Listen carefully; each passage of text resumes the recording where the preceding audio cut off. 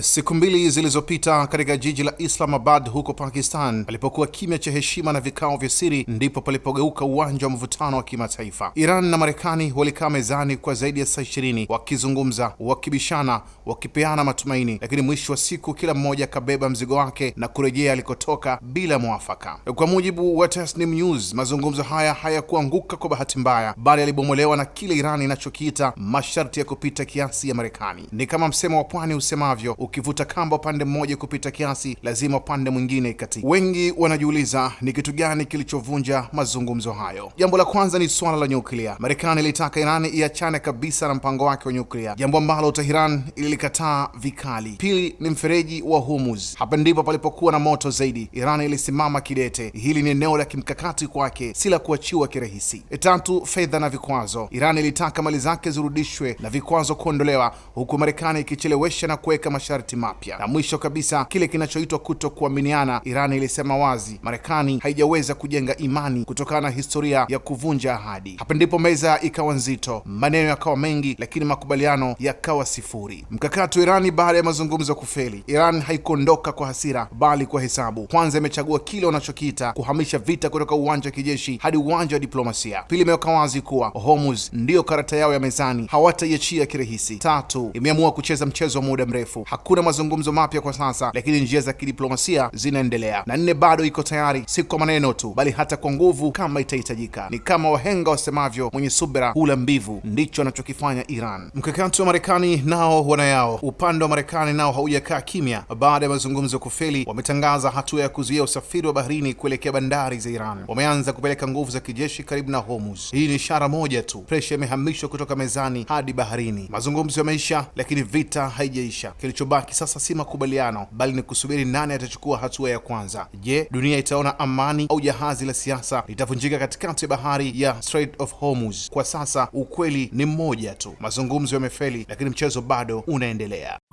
Kishki TV, nuru ya dini yako.